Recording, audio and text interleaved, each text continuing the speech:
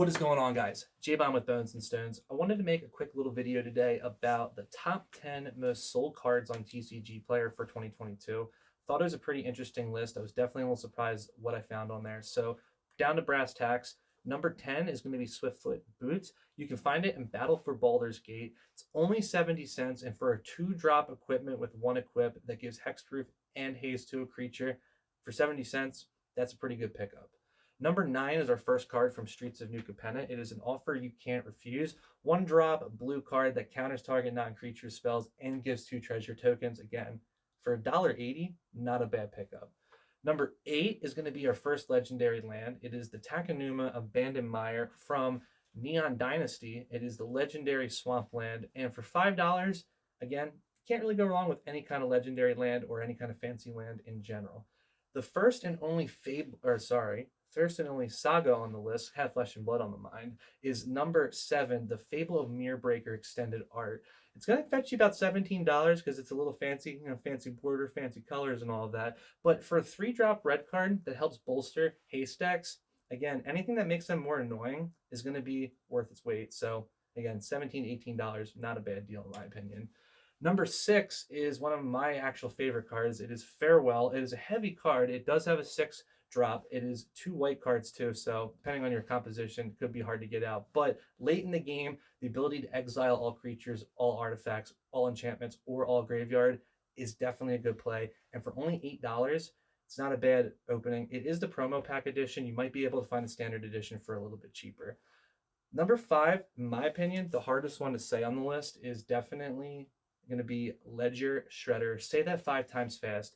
It is our second card from Streets of New Capenna. It is a 2-drop blue card with flying, and whenever a player casts their second spell each turn, Ledger Shredder gets to basically get +1/+1. So, and you get to draw a card and discard a card. So, it's a good, not too bad.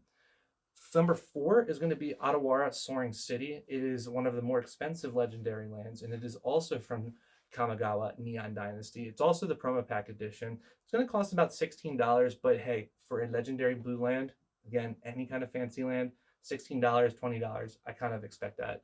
The most expensive one on the list, however, is going to be number 3, the Besiju Who Endures. If I butchered that name, let me know in the comments. I just stink at pronouncing names. I can barely speak. So, legendary land, it's green. Again, not much else to say, but for $30, definitely the most expensive card, I think, actually on the list.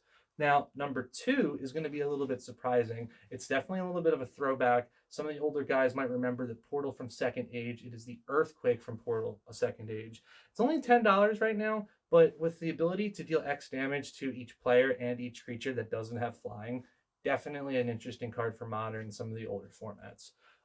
Number 1. I did not see this coming.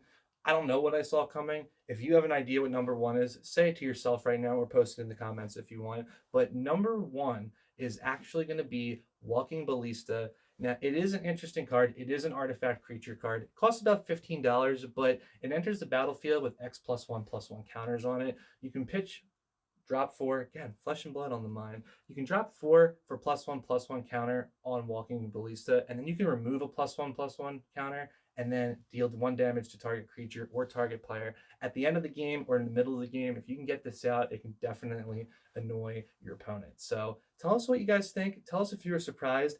I was personally not too surprised to see Kamigawa kind of taking the champion spot on the list. I think that if I personally had to rate a list for the year or a list of the best sets for the year, I would say Kamigawa is definitely the best one for 2022.